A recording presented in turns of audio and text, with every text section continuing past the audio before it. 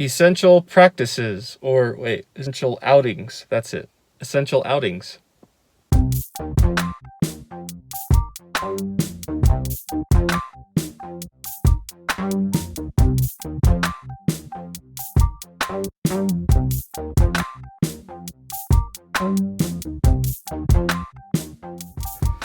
UPS visit is over.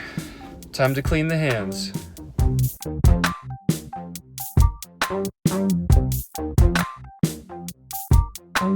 Okay, so I'm here at Discount Tire. We're getting some new front tires for the CRV. You know, it's hard to find really interesting things to do during this quarantine. I hope these outings are enjoyable for you, but just in way of reminder, these vlogs are not about entertainment primarily, although I want them to be fun and entertaining.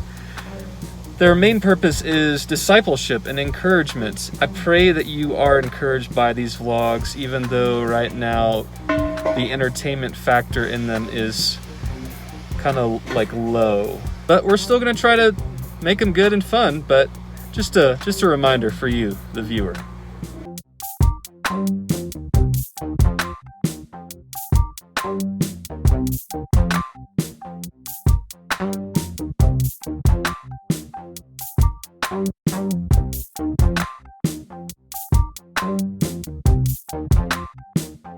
It is gorgeous outside.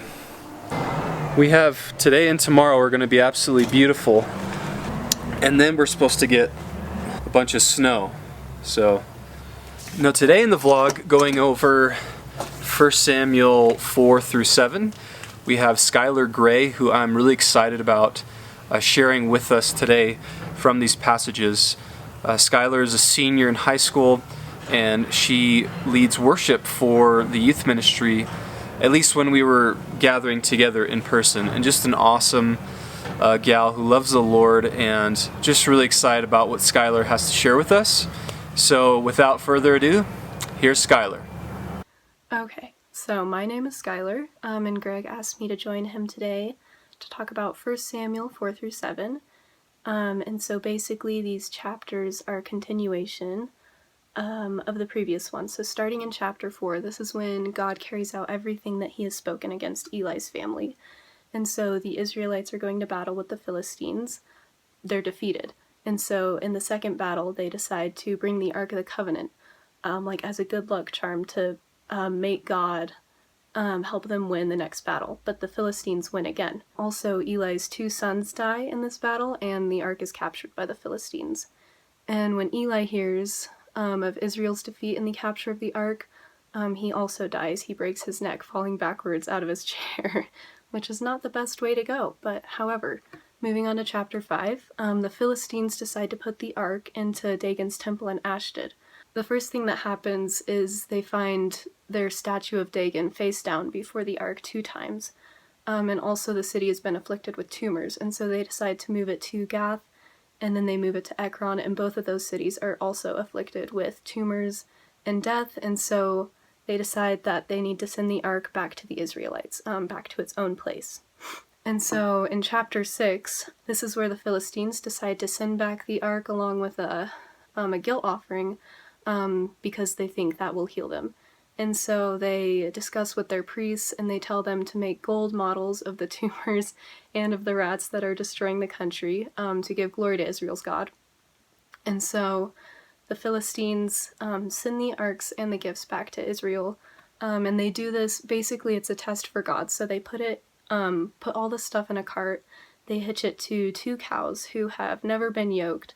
They've also just calved, and so their calves are penned up in different places, and so the idea is there's no way that these cows will get the Ark and the gifts to Israel without some kind of miracle. But of course, as soon as they let the cows go, they go directly to Beth Shemesh, which is part of Israel. And so when the Israelites see the cart, they see the cows coming up the road, they rejoice and they sacrifice the cows. Chapter 7. So Samuel tells the people that they need to serve the Lord and only the Lord if they ever want to defeat the Israelites. He tells them that they should return to him with all of their hearts. And so Samuel and the Israelites assemble at Mizpah for fasting and confession, and at Mizpah, Samuel intercedes for them with the Lord. And while they're at Mizpah, while they're fasting and while they're confessing, the Philistines try to attack them. But this time, instead of relying on good luck charms, the Israelites call out to God for help, and he sends the Philistines into a panic with thunder, and the Israelites pursue them and slaughter them. And after this battle, Samuel sets up a stone and names it Ebenezer, which is classic Ebenezer stone. It means stone of help. And he says, "Thus far the Lord has helped us." And basically then throughout Samuel's lifetime, God's hand was against the Philistines. The Israelites were able to help a lot of their neighbors from getting out under the control of the Philistines.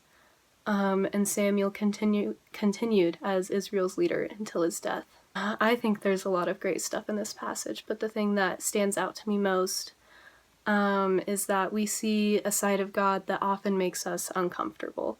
We see a lot of death and we see a lot of suffering in these passages, and it's hard to comprehend a God that we know is kind and loving when we read about him wiping out an entire family because of their transgressions.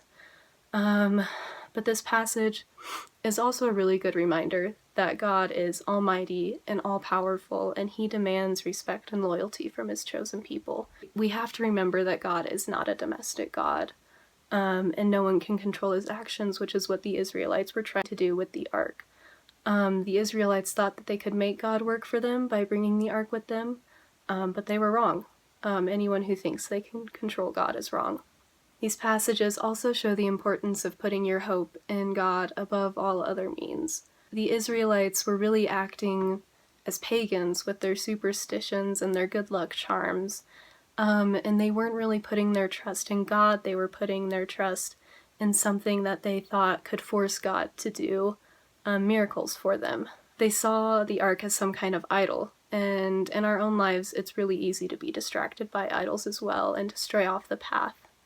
It's also really easy to rely on our own strength, like the Israelites, to defeat our enemies. God wants all of us. He wants us to trust and worship him with our whole being, and he also wants us to be fully present in our relationship with him. I also think it's good to bring up how there's a lot of sacrifice and a lot of interceding in this passage, and we can also remember that Jesus was the ultimate sacrifice, so we don't have to do that anymore, which is an incredible thing, and we don't have to have priests intercede with us because Jesus interceded with us. I think that's a really good message, especially with everything that's going on right now. It's just a message of hope that God is always there for us if we put our trust in him. So thanks, Greg, for having me on your blog, and see you guys next time. Thank you, Skyler, for being willing to be on the vlog today. Really encouraging stuff. You did an awesome job with that section. Really encouraged by that challenge of trusting and hoping in God. Once again, like you said, especially during this time that we're in. And that's really the best place that any of us can ever be, is trusting in the Lord, because he's God and he knows what he's doing.